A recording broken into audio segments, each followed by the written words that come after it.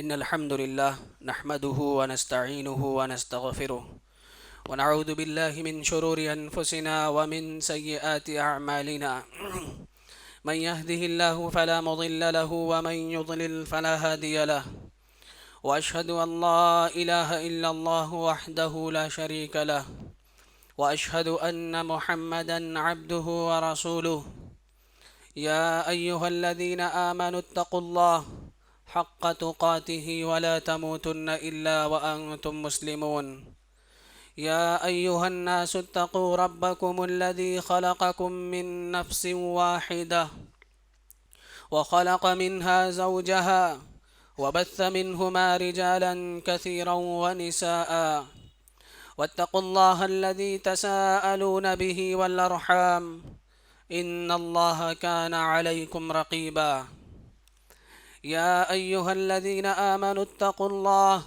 وقولوا قولا سديدا يصلح لكم أعمالكم ويغفر لكم ذنوبكم ومن يطع الله ورسوله فقد فاز فوزا عظيما أما بعد فإن خير الحديث كتاب الله وخير الهدي هدي محمد صلى الله عليه وسلم وشر الأمور محدثاتها وكل محدثة بدعة وكل بدعة ضلالة وكل ضلالة في النار.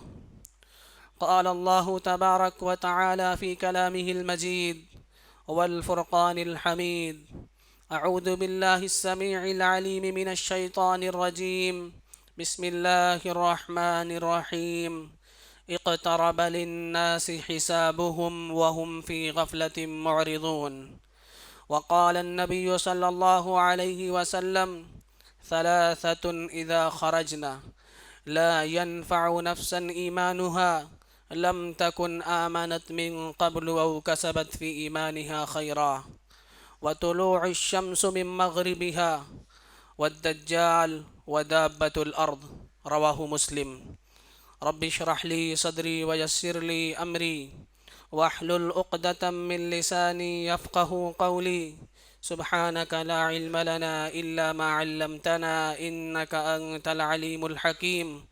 رب زدني علما اللهم رب زدني علما آمین. محترم حاضرین جمعہ، بزرگان دین، نوجوانان ملت اسلامیہ، عزیز بچوں اور پردہ نشین ماؤں اور بہنوں،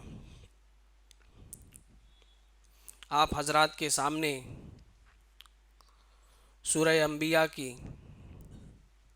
پہلی آیت تلاوت کی گئی اور اسی طریقے سے مسلم شریف کی ایک حدیث آپ حضرات کے سامنے پڑھی گئی. اسی کی روشنی میں چند باتیں آپ حضرات کے سامنے رکھی جائیں گی. سب سے پہلے سورہ انبیاء کی آیت کی ترجمانی سنتے ہیں. اللہ سبحانہ و تعالی ارشاد فرماتا ہے: اقترب للناس حسابهم، لوگوں کے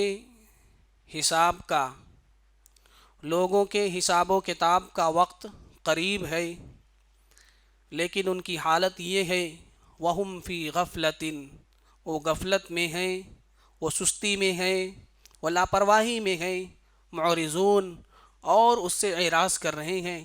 اس کی ان کو کوئی پرواہ نہیں ہے، کوئی ان کی فکر نہیں ہے. اس آیت کی تفسیر میں مفسرین لکھتے ہیں کہ حساب سے مراد ان کی موت ہے، یعنی ہر انسان کی موت کا وقت قریب ہے. کب کس کی موت آ جائے گی کسی کو معلوم نہیں.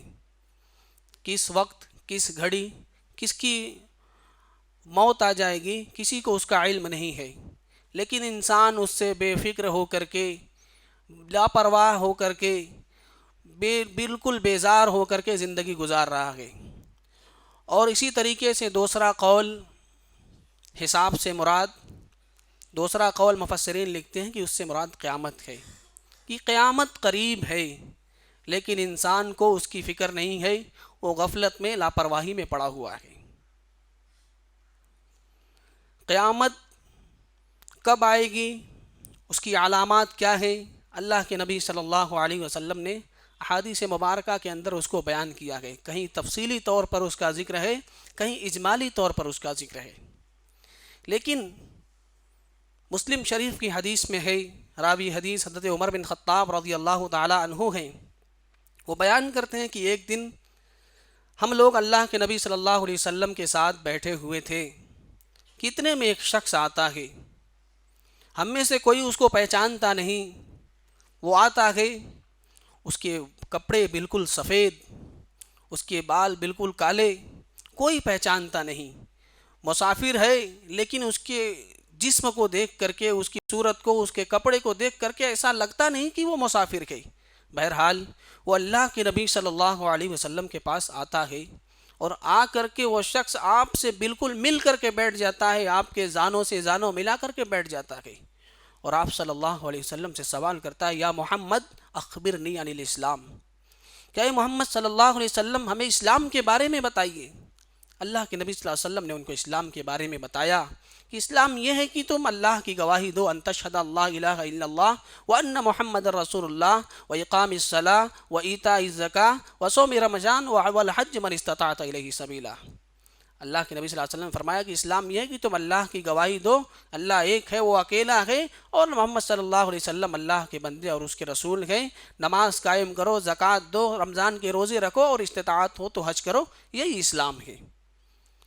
تو اس بندے نے، اس شخص نے جب سوال کا جواب سنا تو کہا صدقت۔ حضرت عمر کہتے ہیں کہ ہم کو بڑا تعجب ہوا، فعجبنا له يسأله ويصدقه، ہم کو بڑا تعجب ہوا کہ خود ہی سوال کر رہا ہے اور خود ہی کہہ رہا ہے کہ آپ نے سچ کہا، اس کا مطلب ہے کہ اس کو سوال کا جواب معلوم ہے۔ بہرحال دوسرا سوال آیا، اخبرنی عن الایمان، کہ محمد ہمیں ایمان کے بارے میں بتائیے۔ تو اللہ کے نبی صلی اللہ علیہ وسلم نے فرمایا، الایمان ان تؤمن باللہ وملائکتہ وکتبہ ورسلہ والیوم الآخر والقدر خیرہ وشرہ من اللہ تعالی، کہ ایمان یہ ہے کہ تم اللہ کے اوپر ایمان لاؤ، اس کے رسولوں پر ایمان لاؤ، اس کی کتابوں پر ایمان لاؤ، فرشتوں پر ایمان لاؤ، آخرت کے دن پر ایمان لاؤ، اچھی بری تقدیر کے اوپر ایمان لاؤ، یہ ایمان ہے۔ یہ جواب دیا اللہ کے نبی صلی اللہ علیہ وسلم نے۔ تیسرا سوال آ گیا، اخبرنی عن الاحسان، اے اللہ کے نبی صلی اللہ علیہ وسلم احسان کے بارے میں بتائیے۔ اللہ کے نبی صلی اللہ علیہ وسلم نے فرمایا، الاحسان ان تعبد اللہ کانک تراہ فان لم تکن تراہ فانہ یراک، کہ احسان یہ ہے کہ تم اللہ کی عبادت اس طریقے سے کرو گویا اللہ رب العالمین کو دیکھ رہے ہو۔ اگر یہ کیفیت تمہارے اندر نہیں پیدا ہوتی فانہ یراک، تو کم از کم یہ خیال دل کے اندر رکھو کہ اللہ تعالیٰ دیکھ رہا ہے۔ اس کے بعد چوتھا سوال آیا، اخبرنی عن الساعہ، اے اللہ کے نبی صلی اللہ علیہ وسلم قیامت کے بارے میں بتائیے، قیامت کب آئے گی؟ تو اللہ کے نبی صلی اللہ علیہ وسلم نے فرمایا، ما المسؤول عنہا بعالم من السائل، سوال کرنے والے سے زیادہ جواب دینے والے کو علم نہیں ہے، یعنی جتنا سوال کرنے والا جانتا ہے اتنا ہی جس سے سوال کیا جا رہا ہے وہ بھی جانتا ہے، اس سے زیادہ اس کو علم نہیں ہے۔ تو پوچھا اخبرنی عن اماراتہا، اس کی نشانیاں بتائیے کہ اس کی نشانیاں کیا ہیں۔ تو اس کے حدیث میں اللہ کے نبی صلی اللہ علیہ وسلم نے مختصراً بیان کیا کہ ان تلد الامۃ ربہا او ربتہا وان تری الحفاة العراة العالة رعاء الشاء یتطاولون فی البنیان، کہ لونڈیاں اپنے مالکان کو جنیں گی، اور اسی طریقے سے ننگے جو گھومتے ہیں، بھوکے لوگ، غریب لوگ، اور اسی طریقے سے بکریوں کو چرانے والے، وہ اونچی اونچی عمارتیں، اونچی اونچی بلڈنگیں بنانے میں ایک دوسرے پر فخر کریں گے۔ اس کے بعد وہ شخص چلا گیا۔ حضرت عمر کہتے ہیں کہ ہم لوگ وہی ٹھہرے رہے۔ اللہ کے نبی صلی اللہ علیہ وسلم پھر پوچھتے ہیں کہ اے عمر اتدری من السائل، کیا تم جانتے ہو کہ یہ سوال کرنے والا کون تھا؟ تو اللہ کے نبی صلی اللہ علیہ وسلم سے حضرت عمر کہتے ہیں کہ اللہ ورسولہ عالم، اللہ اور اس کے رسول زیادہ بہتر جانتے ہیں۔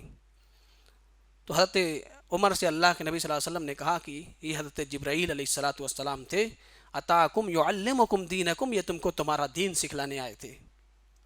تو اس حدیث میں ایک مختصر طور پر اللہ کے نبی صلی اللہ علیہ وسلم نے بیان کیا، لیکن اس کے علاوہ مسلم شریف کی ایک دوسری حدیث جس کے اندر ہے، امام مسلم علیہ الرحمہ نقل کرتے ہیں کہ ایک مرتبہ صحابہ کرام رضوان اللہ علیہم مجمعین گروپ بنا کر کے آپس میں چرچا کر رہے تھے، کہ متى تقوم الساعہ، کہ قیامت کب آئے گی۔ ہم لوگ بھی آپس میں گروپ بنا کر کے بیٹھ کر کے باتیں کرتے رہتے ہیں، لیکن ہماری باتیں بیکار کی ہوتی ہیں۔ بہت کم ایسا ہوتا ہے کہ ہم کام کی بات کرتے ہیں۔ لیکن صحابہ کرام جب بھی گروپ بنا کر کے آپس میں بیٹھتے تھے تو ان کو دین کی فکر ہوتی تھی، آخرت کی فکر ہوتی تھی، موت کی فکر ہوتی تھی، اس بارے میں وہ آپس میں گفتگو کیا کرتے تھے۔ تو ٹھیک ویسے ہی گفتگو چل رہی تھی قیامت کے بارے میں کہ قیامت کب آئے گی۔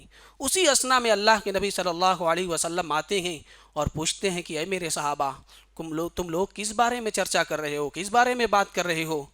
تو صحابہ کرام نے کہا کہ اللہ کے نبی صلی اللہ علیہ وسلم، ہم لوگ اس بارے میں گفتگو کر رہے ہیں کہ قیامت کب آئے گی۔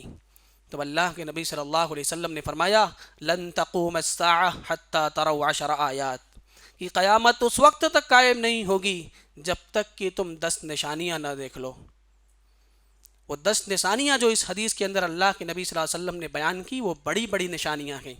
سب سے پہلی نشانی اللہ کے نبی صلی اللہ علیہ وسلم نے بیان کی الدخان، قیامت سے پہلے ایک دھواں آئے گا، وہ دھواں آسمان میں پھیل جائے گا۔ اور دوسری روایات کے اندر ملتا ہے کہ جب وہ دھواں آئے گا تو اس دھوئیں کی وجہ سے جو اہل ایمان ہوں گے، جو مومن ہوں گے، اللہ رب العالمین کو ماننے والے ہوں گے، رسول اللہ صلی اللہ علیہ وسلم کی نبوت اور رسالت کا اقرار کرنے والے ہوں گے، اس دھوئیں کی وجہ سے ان کو سردی زکام ہو جائے گا۔ اور جو کافر ہوں گے، مشرک ہوں گے، اس دھوئیں کی وجہ سے وہ مر جائیں گے۔ تو پہلی نشانی جو قیامت کی، جو بڑی نشانی اللہ کے نبی صلی اللہ علیہ وسلم نے بیان کی، وہ یہ کہ قرب قیامت آسمان میں دھواں آئے گا۔ اور دوسری نشانی وہ دجال، اور دجال آئے گا۔ دجال کہاں سے آئے گا؟ مسلم شریف کے اندر ہے کہ خراسان کے علاقے سے، مشرقی علاقے سے، خراسان سے وہ نکلے گا، جو آج وہ ایران کے اندر وہ علاقہ ہے، اس علاقے سے دجال آئے گا۔ اور مسلم شریف کے اندر یہ بھی ہے کہ اصفہان کے 70,000 یہودی اس کے ساتھ ہوں گے۔ وہ آئے گا، پوری دنیا میں فتنہ و فسادات مچائے گا، پوری دنیا میں فتنہ برپا کرے گا۔ اللہ کے نبی صلی اللہ علیہ وسلم نے اس کی علامات بتائیں گے کہ اس کے بال گھنگرالے ہوں گے، وہ ایک آنکھ کا کانا ہوگا، اس کے ماتھے پر کاف فا را لکھا ہوگا۔ اللہ کے نبی صلی اللہ علیہ وسلم نے یہ بھی کہا کہ وہ لوگوں سے کہے گا کہ میں تمہارا رب ہوں، لیکن اللہ کے نبی صلی اللہ علیہ وسلم نے اس کے بارے میں خبردار کر دیا کہ تمہارا رب اندھا نہیں ہے، تمہارا رب کانا نہیں ہے، تمہارا رب ہر عیب سے پاک ہے، اس لیے تم اس کے جال میں، اس کے چنگل میں، اس کے بہکاوے میں مت آنا۔ بہرحال دجال پوری دنیا میں فتنہ و فسادات مچائے گا، یہاں تک کہ وہ مکہ اور مدینہ کی طرف بڑھے گا۔ لیکن مکہ اور مدینہ پر جو اللہ تبارک و تعالیٰ کے فرشتے تلوار لے کر کے تعینات ہوں گے، وہ دجال کو وہاں سے دھکا مار کر کے بھگا دیں گے۔ پھر مدینہ کے اندر ایک ایسی ہوا چلے گی، ایک ایسی ہوا چلے گی کہ اس ہوا کے چلنے کی وجہ سے مکہ اور مدینہ کے اندر جتنے منافقین ہوں گے سب وہاں سے بھاگ کھڑے ہوں گے اور دجال کے پاس چلے آئیں گے۔ پھر مکہ اور مدینہ اہل ایمان کا گہوارہ ہو جائے گا، صرف مومنین ہی مکہ اور مدینہ کے اندر رہیں گے، اس کے علاوہ جتنے منافقین ہوں گے سب وہاں سے بھاگ کھڑے ہوں گے۔ تو یہ دجال کا فتنہ بہت بڑا فتنہ ہے۔ اللہ کے نبی صلی اللہ علیہ وسلم نے اس سے ہمیں الرٹ کیا ہے کہ قرب قیامت یہ چیز ہو نمودار ہوگی، دجال قرب قیامت آئے گا۔ اسی لیے اللہ کے نبی صلی اللہ علیہ وسلم نے ہر نماز میں جب بھی آپ تشہد میں بیٹھتے تھے دجال کے فتنے سے پناہ مانگا کرتے تھے۔ حدیث کے اندر ملتا ہے کہ اللہ کے نبی صلی اللہ علیہ وسلم نماز میں اس وقت تک سلام نہیں پھیر لیتے تھے جب تک 4 چیزوں سے پناہ نہیں مانگ لیتے تھے۔ وہ 4 چیزیں کیا ہیں؟ اللہم انی اعوذ بک من عذاب القبر ومن عذاب جہنم ومن فتنة المحیا والممات ومن شر فتنة المسیح الدجال۔ یہ 4 چیزوں سے اللہ کے نبی صلی اللہ علیہ وسلم جب تک پناہ نہیں مانگ لیتے تھے تب تک سلام نہیں پھیرتے تھے۔ اے اللہ ہمیں قبر کے عذاب سے بچا، اے اللہ ہمیں جہنم کے عذاب سے بچا، اے اللہ تبارک و تعالی ہمیں زندگی اور موت کے فتنے سے بچا، اے اللہ تبارک و تعالی ہمیں مسیح دجال کے فتنے سے بچا۔ ہمیں بھی چاہیے کہ ہم ہر نماز میں اس کا اہتمام کریں، ان دعاؤں کو پڑھیں۔ اور اللہ کے نبی صلی اللہ علیہ وسلم نے یہ بھی بیان کیا کہ اگر تم اپنے آپ کو دجال کے فتنے سے محفوظ رکھنا چاہتے ہو، اس کے شر سے بچنا چاہتے ہو، تو سورہ کہف کی ابتدائی 10 آیت کو یاد کر لو۔ جو شخص سورہ کہف کی ابتدائی 10 آیت کو یاد کر لے گا، 1 نمبر سے لے کر کے 10 نمبر تک کی آیت کو حفظ کر لے گا، وہ شیطان کے شر سے، دجال کے فتنے سے، اس کے شر سے وہ محفوظ رہے گا۔ یہ اللہ کے نبی صلی اللہ علیہ وسلم کا فرمان ہے۔ تو دوسری بڑی نشانی ہے کہ دجال آئے گا۔ تیسری والدابہ، قرب قیامت ایک ایسا چوپایا نمودار ہوگا، ایک ایسا جانور نمودار ہوگا جو انسانوں کی طریقے سے بات کرے گا، انسانوں کی طریقے سے بولے گا۔ حضرت ابو ہریرہ رضی اللہ تعالیٰ عنہ بیان فرماتے ہیں، بخاری شریف کی روایت میں ہے کہ ایک مرتبہ اللہ کے نبی صلی اللہ علیہ وسلم فجر کی نماز پڑھانے کے بعد ہم لوگوں کی طرف متوجہ ہوئے اور کہا کہ کیا تم جانتے ہو کہ قرب قیامت ایک ایسا جانور آئے گا جو انسانوں کی طریقے سے بات کرے گا؟ یعنی ایک وقت ایسا آئے گا کہ چوپائے انسانوں کی طریقے سے بات کریں گے۔ تو حضرت ابو ہریرہ کہتے ہیں کہ ہم لوگوں کو حیرت ہوئی۔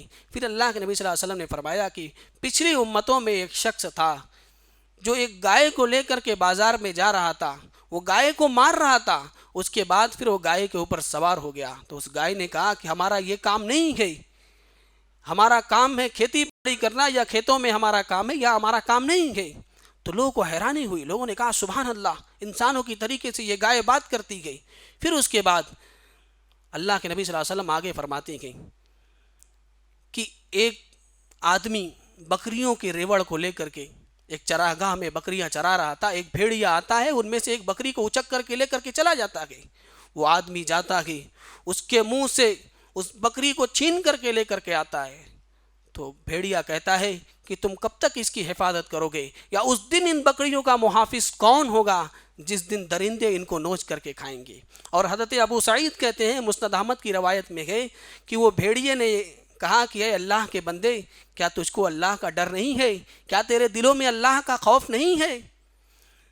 اللہ تبارک و تعالیٰ نے میرے حصے میں جو رزق لکھا ہے، اس رزق کو تو مجھ سے چھین رہا ہے۔ تو شخص کو حیرت ہوگی کہ یہ انسانوں کی طریقے سے بات کر رہا ہے۔ تو اللہ کے نبی صلی اللہ علیہ وسلم نے کہا کہ حضرت ابو بکر اور حضرت عمر اس کے اوپر ایمان لاتے ہیں۔ حالانکہ حضرت ابو بکر اور عمر وہاں موجود نہیں تھے، لیکن اللہ کے نبی صلی اللہ علیہ وسلم نے کہا کہ حضرت ابو بکر اور عمر اس بات کے اوپر ایمان لاتے ہیں کہ قرب قیامت ایسے جانور آئیں گے جو انسانوں کی طریقے سے بات کریں گے، انسانوں کی طریقے سے کلام کریں گے۔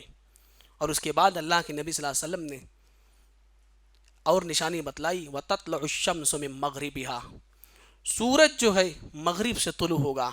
آج ہم دیکھ رہے ہیں کہ سورج مشرق سے نکلتا ہے اور مغرب میں ڈوبتا ہے، لیکن قرب قیامت جس دن سورج مغرب سے طلوع ہوگا وہ قیامت کا دن ہوگا۔ اور اسی طریقے سے وَنُزُولُ عِیسیٰ ابْنِ مریم، عیسیٰ علیہ السلام کا نزول ہوگا۔ عیسیٰ علیہ السلام آسمان سے آئیں گے اور دمشق کی جامع مسجد پر اتریں گے، تو فرشتوں کے کندھے پر کے سہارے دو زرد لباس میں ان کے بالوں سے پانی ٹپک رہا ہوگا، ایسی حالت میں وہ فجر کے وقت اتریں گے۔ اور جب وہ آئیں گے تو صلیب کا خاتمہ کریں گے، عیسائیت کا خاتمہ کریں گے، اور جزیے کے ٹیکس کو ختم کریں گے۔ جزیہ ایک قسم کا ٹیکس ہوتا ہے جو یہودی اور عیسائی اپنے جان و مال کی حفاظت کے لیے اسلامی مملکت کو یا اسلامی حکومت کو دیتے ہیں۔ تو عیسیٰ علیہ السلام صلیب کا اور جزیے کا خاتمہ کریں گے۔ ان کے سامنے کوئی آپشن نہیں ہوگا، صرف ایک آپشن ہوگا، یا تو وہ اسلام قبول کریں یا پھر مرنے کے لیے تیار ہو جائیں۔ اللہ کے نبی صلی اللہ علیہ وسلم فرماتے ہیں کہ ایک اور اہم بات، جب عیسیٰ علیہ السلام اتریں گے تو فجر کا وقت ہوگا، لیکن اس امت کے امام کے پیچھے عیسیٰ علیہ السلام نماز پڑھیں گے۔ اللہ کے نبی صلی اللہ علیہ وسلم فرماتے ہیں تکریمۃ لہذہ الامہ، اس امت کے لیے عزت اور شرف کی اس سے بڑی بات اور کیا ہو سکتی ہے کہ عیسیٰ علیہ السلام جیسا نبی بھی اس امت محمدیہ کے امام کے پیچھے نماز پڑھے گا۔ بہرحال عیسیٰ علیہ السلام 40 سال اس دنیا کے اندر زندگی گزاریں گے، 40 سال کے بعد ان کی نیچرل موت ہوگی، اور اس 40 سال کے عرصے میں دنیا کے اندر امن و امان اور عدل و انصاف ہوگا۔ اور اللہ کے نبی صلی اللہ علیہ وسلم آگے فرماتے ہیں وَيَأْجُوجُ وَمَأْجُوجُ، اور یاجوج اور ماجوج آئیں گے۔ یاجوج اور ماجوج ایک بڑی خبیث قوم ہے، دنیا کے اندر شر و فساد، فتنے فساد پھیلانے والی قوم ہے۔ اللہ تبارک و تعالیٰ فرماتا ہے ان یاجوج و ماجوج مفسدون فی الارض، یاجوج اور ماجوج دنیا کے اندر فتنہ و فساد پھیلائیں گے۔ حضرت ذوالقرنین نے ان کو ایک دیوال کے پیچھے قید کر رکھا ہے، اس دیوال کو وہ کریدتے ہیں، اور ایک وقت ایسا آئے گا قرب قیامت کہ وہ دیوال کو توڑ کر کے باہر آئیں گے اور پوری دنیا کے اندر فتنہ و فساد مچائیں گے۔ حضرت عیسیٰ علیہ السلام اللہ تبارک و تعالیٰ سے دعا کریں گے، اللہ تبارک و تعالیٰ ان کی گردنوں کے اوپر ایک کیڑا پیدا کرے گا، وہ کیڑا ان کی موت کا سبب بنے گا۔ جب وہ مر جائیں گے تو ان کی باڈی سے ایسی بدبو پیدا ہوگی، ایسی خراب بدبو پیدا ہوگی کہ پھر عیسیٰ علیہ الصلوۃ والسلام اللہ تبارک و تعالیٰ سے دعا کریں گے اور آسمان سے بارش ہوگی، اور پھر ان کی باڈی اور اس کی جو بدبو ان سے نکلنے والی ہے وہ پوری طریقے سے زمین پاک و صاف ہو جائے گی۔ اور اسی طریقے سے اللہ کے نبی صلی اللہ علیہ وسلم آگے فرماتے ہیں کہ قیامت کی بڑی نشانی یہ ہے ثلاثۃ خسوف، 3 جگہ زمین دھس جائے گی، زمین 3 جگہ دھس جائے گی۔ خسف الارض من مشرقہا، مشرقی علاقے کی زمین دھس جائے گی، وخسف الارض من مغربہا، اور اسی طریقے سے مغربی علاقے کی بھی زمین دھس جائے گی، وخسف الارض من جزیرۃ العرب، اور جزیرۃ العرب کی بھی یعنی عرب کے حصے کے بھی زمین دھس جائے گی۔ قیامت کی بڑی نشانیوں میں سے ایک نشانی یہ بھی ہے کہ زمین کے 3 حصے کی 3 علاقے کی زمین جو ہے دھس جائے گی۔ اور آخری بڑی نشانی اللہ کے نبی صلی اللہ علیہ وسلم نے فرمایا وآخر ذلك نار تخرج من الیمن تطرد الناس الى محشرهم، اور قیامت کی آخری بڑی نشانی جو ہے وہ یہ کہ یمن کے علاقے سے ایک آگ نکلے گی، یمن کے علاقے سے ایک آگ نکلے گی، اور وہ آگ لوگوں کو ہاک کر کے میدان محشر کی طرف لے جائے گی، اور تمام لوگ میدان محشر میں اکٹھا ہوں گے۔ یہ بڑی بڑی نشانیاں ہیں جو اللہ کے نبی صلی اللہ علیہ وسلم نے اس حدیث کے اندر بیان کی ہے۔ خطبہ مسنونہ کے بعد میں نے آپ حضرات کے سامنے جو حدیث پڑھی اس میں اللہ کے نبی صلی اللہ علیہ وسلم نے 3 چیزوں کے بارے میں بیان کیا، ثلاث اذا خرجنا، کہ جب 3 چیزیں ظاہر ہو جائیں، جب 3 چیزوں کو تم دیکھ لو، لا ينفع نفسا ایمانها لم تکن آمنت من قبل او کسبت فی ایمانها خیرا، ان 3 چیزوں کو دیکھنے کے بعد اگر کوئی ایمان لاتا ہے، یا اگر ان 3 چیزوں کو دیکھنے کے بعد اگر کوئی نیکی کے کام کرتا ہے یا توبہ استغفار کرتا ہے تو پھر اس کو وہ چیز فائدہ نہیں دے گی۔ وہ 3 چیزیں کیا ہیں؟ دابۃ الارض، زمین سے چوپائے کا نکلنا، وطلوع الشمس من مغربها، سورج کا مغرب سے نکلنا، اور اسی طریقے سے دجال کا آنا۔ یہ 3 چیزیں اللہ کے نبی صلی اللہ علیہ وسلم نے فرمایا کہ ان 3 چیزوں کو دیکھنے کے بعد اگر کوئی ایمان لاتا ہے یا نیکی کے کام کرتا ہے تو اس کو وہ نیکی فائدہ نہیں پہنچائے گی، اس کا وہ ایمان اس کے کسی کام نہیں آئے گا۔ اس لیے ان 3 چیزوں کے آنے سے پہلے یا اسی طریقے سے جو علامات بتائی گئی ہیں ان علامات کے آنے سے پہلے ہمیں اپنے نفس کا محاسبہ کرنے کی ضرورت ہے، اپنے نیک اعمال کے اوپر مستعدی کے ساتھ جمنے کی ضرورت ہے۔ ہماری حالت یہ ہے کہ ہم نیکی کے کام کرتے ہیں، کچھ کیا کچھ چھوڑ دیا، نماز کچھ پڑھی کچھ چھوڑ دی، ہم اس کے اوپر برابر مستعدی کے ساتھ جمتے نہیں ہیں۔ ہمیں اپنا محاسبہ کرنے کی ضرورت ہے۔ یہ بڑی بڑی نشانیاں تھیں، اس کے علاوہ اللہ کے نبی صلی اللہ علیہ وسلم نے چھوٹی چھوٹی نشانیاں بھی بتلائی ہیں۔ ان میں سے بہت ساری ایسی نشانیاں ہیں جو پوری ہو چکی ہیں، جو واقع ہو چکی ہیں، اور بہت ساری ایسی نشانیاں ہیں جو ہونے والی ہیں۔ اللہ کے نبی صلی اللہ علیہ وسلم نے ان میں سب سے پہلے بتایا بعثت انا والساعۃ کہاتین، کہ میری بعثت اور قیامت 2 انگلیوں کی طریقے سے ہے۔ جس طریقے سے یہ 2 انگلیوں میں فاصلہ ہے اسی طریقے سے میری بعثت اور قیامت کے درمیان فاصلہ ہے۔ اس کے بارے میں محدثین لکھتے ہیں کہ آپ صلی اللہ علیہ وسلم کی بعثت کے بعد اور قیامت کے درمیان کوئی دوسرا نبی نہیں آئے گا، آپ ہی آخری نبی ہیں۔ اس لیے اللہ کے نبی صلی اللہ علیہ وسلم نے اس طریقے سے بیان کیا۔ اور بعض لکھتے ہیں کہ قیامت آپ کی بعثت ہی قیامت کی نشانی ہے، آپ کے بعد کوئی دوسرا نبی نہیں آئے گا، اور قیامت بہت کم وقت، بہت تھوڑے وقت کے بعد قیامت آئے گی۔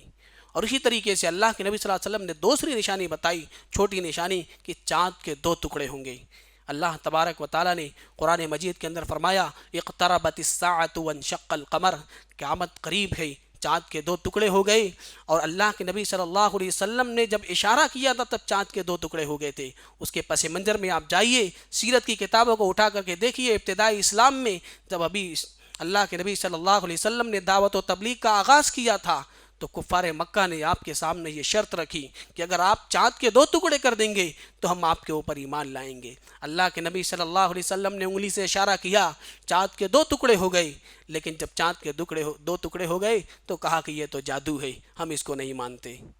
تو یہ چاند کا 2 ٹکڑے ہونا یہ بھی اللہ کے نبی صلی اللہ تبارک و تعالیٰ فرماتا ہے کہ قرب قیامت، یہ قیامت کی نشانی ہے۔ اور اسی طریقے سے قیامت کی نشانی میں سے ایک نشانی یہ بھی اللہ کے نبی صلی اللہ علیہ وسلم نے فرمائی کہ علم اٹھا لیا جائے گا۔ کون سا علم؟ دینی علم۔ اللہ کے نبی صلی اللہ علیہ وسلم فرماتے ہیں ان اللہ لا يقبض العلم انتزاعا، اللہ تبارک و تعالی علم کو اچانک نہیں اٹھا لے گا، بل يقبض العلم بقبض العلماء، بلکہ اللہ تبارک و تعالی علماء کرام کو اٹھا لے گا، وہ علماء ربانیین جو دین کے اوپر، دین کا جن کو علم ہے، جن کو قرآن کا علم ہے، احادیث نبویہ کا علم ہے، فقہ کا علم ہے، اصول فقہ کا علم ہے، جو پوری طریقے سے دین کے پورا دین کا ان کو علوم حاصل ہے، ان لوگوں کو اللہ تبارک و تعالیٰ ایک ایک کر کے اس دنیا سے اٹھا لے گا، اور جب وہ دنیا سے اٹھ جائیں گے تو اتخذ الناس رؤوسا جہالا، لوگ جاہلوں کو اپنا سردار بنا لیں گے، ان سے مسئلے مسائل پوچھیں گے، ان سے مسائل پوچھیں گے، وہ بغیر علم کے فتویٰ دیں گے، فاسألوا فافتوا بغیر علم فضلوا واضلوا، خود بھی گمراہ ہوں گے، دوسروں کو بھی گمراہ کریں گے۔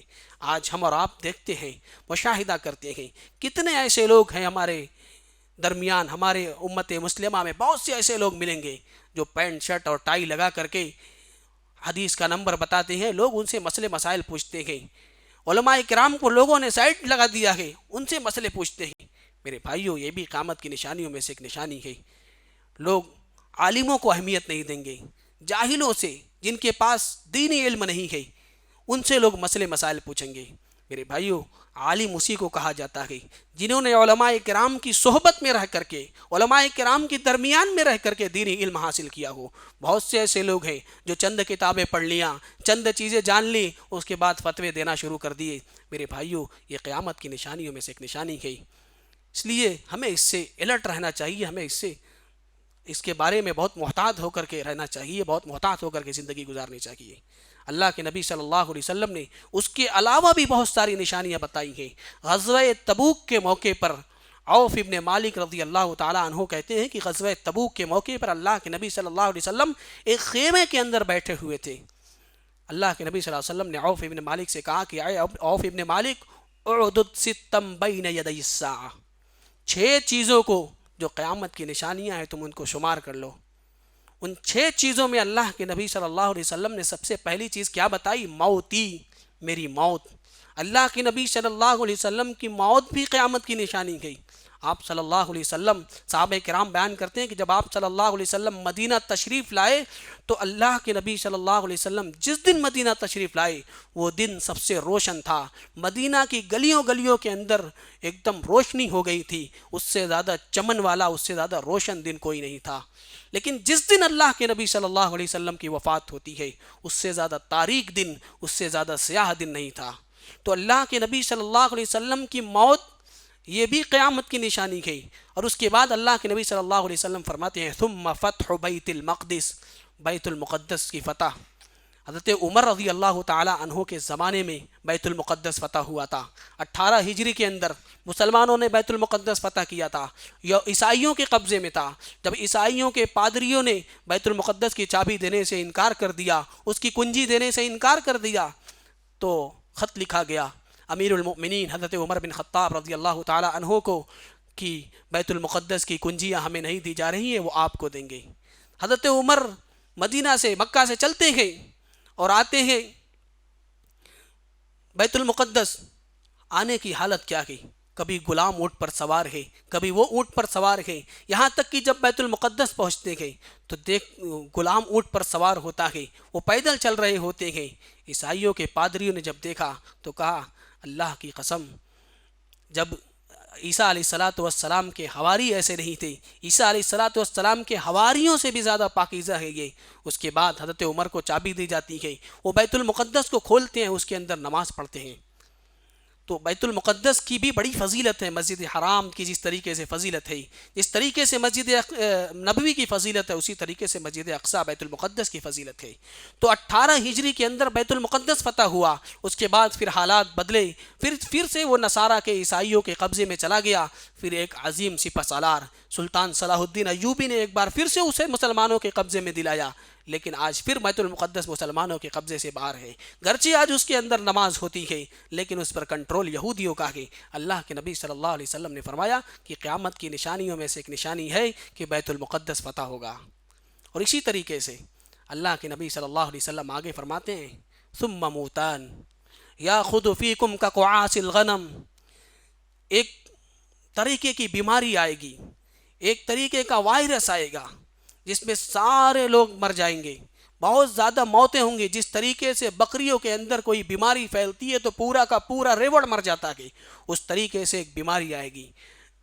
حالات نے دیکھا، دنیا نے دیکھا، حضرت عمر رضی اللہ تعالیٰ عنہ کے زمانے میں طاعون امواس کی بیماری آئی، اور اس بیماری میں بہت سارے صحابہ کرام کی وفات ہوئی، بہت سارے صحابہ کرام اس بیماری کے اندر مبتلا ہو کر کے اس دنیا سے رخصت ہوئے۔ اور ابھی حال میں ابھی ہم نے دیکھا کہ کووڈ-19 میں جس طریقے سے موتیں ہوئیں، یہ سب موتیں یہ قیامت کی نشانیوں میں سے ایک نشانی ہے۔ اور اسی طریقے سے قرب قیامت علماء کرام اور محدثین لکھتے ہیں کہ ایسے وائرس یا ایسی بیماریاں آئیں گی جس سے کہ بہت زیادہ ہلاکتیں ہوں گی۔ اسی طریقے سے اللہ کے نبی صلی اللہ علیہ وسلم فرماتے ہیں کہ مال کی کثرت بہت زیادہ ہو جائے گی، اتنا مال ہو جائے گا کہ ثم یعطى الرجل 100 دینار، اگر کسی کو 100 دینار دیا جائے گا فیظل ساخطا، تو وہ اس سے خوش نہیں ہوگا۔ حالات دنیا نے دیکھا، حضرت عمر بن عبدالعزیز رضی اللہ تعالیٰ عنہ کا زمانہ بہت پیسے والا زمانہ تھا، لوگوں کے پاس بہت پیسے تھے، لیکن اس دور کو اللہ کے نبی صلی اللہ علیہ وسلم نے لوگوں نے لکھا ہے کہ وہ دور وہ نشانی ثابت ہو چکی ہے، لیکن قرب قیامت ایسی نشانی پھر بھی آئے گی، اور ہم اور آپ اس کا مشاہدہ کرتے ہیں، دیکھتے ہیں کہ لوگ کس طریقے سے روپے پیسے کی لالچ میں اس طریقے سے اس لاٹری کے، اس انعام کے اور اس اسکیم کے پیچھے بھاگتے ہیں، لیکن کتنا بھی پیسہ کسی کے پاس ہے وہ اس سے راضی نہیں ہے، وہ اس سے خوش نہیں ہے۔ اور اسی طریقے سے اللہ کے نبی صلی اللہ علیہ وسلم نے 5ویں نشانی یہ بیان کی کہ ثم فتنۃ لا يبقى بیت من جزیرۃ العرب الا دخلتہ، ایک فتنہ آئے گا، وہ فتنہ ایسا فتنہ ہوگا کہ جزیرۃ العرب کا کوئی بھی گھر باقی ایسا نہیں ہوگا جس کے اندر وہ فتنہ داخل نہ ہو۔ مورخین لکھتے ہیں کہ بنو امیہ کا دور ایسا دور تھا، یا حضرت عثمان بن عفان رضی اللہ تعالیٰ عنہ کی شہادت کے بعد کا دور ایسا دور تھا کہ جس میں گھر گھر کے اندر فتنہ تھا، جس میں کوئی گھر ایسا نہیں تھا عالم عرب کا جس کے اندر فتنہ نہ ہو۔ تو بنو امیہ کا جو دور تھا، اسی طریقے سے حضرت عثمان بن عفان کا جو دور تھا وہ فتنے کا دور تھا۔ اور آج بھی دنیا کے اندر ہم دیکھتے ہیں کہ طرح طرح کے فتنے ہیں، طرح طرح کی آزمائشوں میں لوگ مبتلا ہیں۔ تو اللہ کے نبی صلی اللہ علیہ وسلم نے فرمایا کہ یہ فتنہ یہ بھی قیامت کی نشانیوں میں سے ایک نشانی ہے۔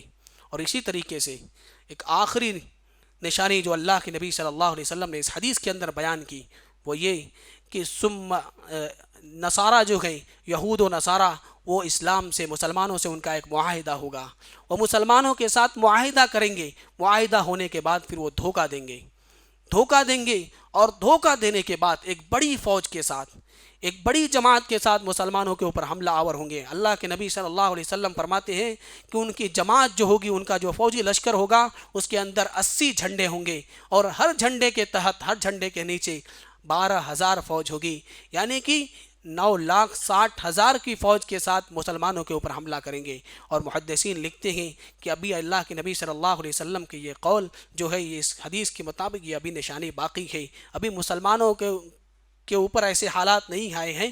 تو یہ نشانیاں جو اللہ کے نبی صلی اللہ علیہ وسلم نے بیان کی، اور اس کے علاوہ بھی بہت ساری نشانیاں ہیں جو قیامت کی اللہ کے نبی صلی اللہ علیہ وسلم نے جو پیشین گوئی کی ہے، وہ ابھی باقی ہیں، بعض ہو چکی ہیں، بعض ہونے والی ہیں۔ ضرورت اس بات کی ہے کہ ہمیں ان کو پڑھ کر کے ان کے بارے میں جاننے کی ضرورت ہے، ان سے عبرت حاصل کرنے کی ضرورت ہے، اپنے نفس کا محاسبہ کرنے کی ضرورت ہے۔ آخر میں اللہ تبارک و تعالیٰ سے میں دعا کرتا ہوں کہ اللہ تبارک و تعالیٰ ہم تمام مسلمانوں کو اپنے نفس کا محاسبہ کرنے کی توفیق عطا فرما۔ رب العالمین ہمیں نیک عمل کرنے کی توفیق عطا فرما، ہمیں عقل سلیم عطا فرما، ہمیں دین کی صحیح سمجھ عطا فرما۔ اللہ تبارک و تعالیٰ ہمیں جب تک دنیا میں رکھ، ایمان اور اسلام پر زندہ رکھ، ہمارا خاتمہ ہو تو ایمان پر ہو۔ آمین۔ تقبل یا رب العالمین، وما توفیقی الا باللہ العلی العظیم۔